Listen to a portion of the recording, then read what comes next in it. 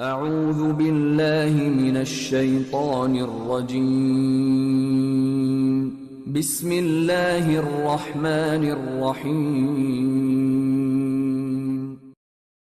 إنا عرضنا الأمانة على السماوات والأرض والجبال فأبين أن يحملنها وأشفقن منها وحملها الإنسان إنه كان ظلوما جهولا. We offered the trust to the heavens and the earth and the mountains, but they refused to carry it and were afraid of doing so. But man carried it. Surely he is wrongdoing, ignorant. In the end, Allah wants man to realize his real position in the world. If in that position he regarded the life of the world as mere fun and sport and adopted a wrong attitude carelessly, he would only be working for his own doom. Here, the word amanat, trust, implies caliphate, which according to the Quran, man has been granted in the earth, the inevitable result of the freedom given to man to choose between obedience and disobedience, and the powers and authority granted him over countless creations for using that freedom, is that he himself be held responsible for his voluntary acts and should deserve rewards for his righteous conduct and suffer punishment for his evil conduct. Since man has not attained these powers by his own efforts but has been granted these by Allah, and he is answerable before Allah for their right or wrong use. These have been described by the word khilafat at other places in the Quran, and by amanat here. In order to give an idea of how important and heavy this trust, amanat, is, Allah says that the heavens and the earth, in spite of their glory and greatness, and the mountains, in spite of their size and firmness, could not have the power and courage to bear it. But man, the weak and frail man, has borne this heavy burden on his tiny self. The presentation of the trust before the earth and the heavens, and their refusal to bear it, and their being afraid of it may be true literally, or it may have been said so metaphorically. We can neither know nor can comprehend Allah's relationship with his creations. The earth and the sun and the moon and the mountains are dumb, deaf and lifeless for us, but they may not be so for Allah.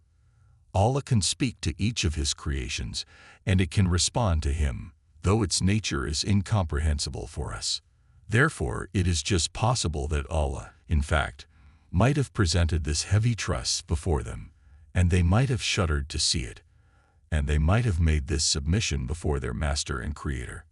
Lord, we find our good and our convenience only in remaining as your powerless servants. We do not find courage to ask for the freedom to disobey and do justice to it, and then suffer your punishment in case we cannot do justice to it. Likewise, it is also quite possible that before this present life Allah might have given another kind of existence to mankind and summoned it before himself, and it might have willingly undertaken to accept the delegated powers and authority. We have no rational argument to regard this as impossible. Only such a person, who might have made a wrong estimate of his mental and intellectual powers and capabilities, can think of regarding it as impossible. However, this is also equally possible that Allah may have said so allegorically. In order to give an idea of the extraordinary importance of the matter, he may have depicted the scene as if the earth and the heavens, and the mountains like the Himalayas were present before him on one side, and a 5 to 6 foot man on the other. Then, Allah might have asked, I want to invest someone of my creation with the power that being a subject of my kingdom, it may acknowledge my supremacy and obey my commands of its own free will. Otherwise it will also have the power to deny me, even rebel against me. After giving him this freedom I shall so conceal myself from him as if I did not exist at all. And to exercise this freedom I shall invest him with vast powers, great capabilities, and shall give him dominion over countless of my creations, so that he may raise any storm that he may in the universe. Then I shall call him to account at an appointed time. The one who will have misused the freedom granted by me will be made to suffer a most terrible punishment, and the one who will have adopted my obedience in spite of all chances and opportunities for disobedience will be raised to such high ranks as no creation of mine has ever been able to attain.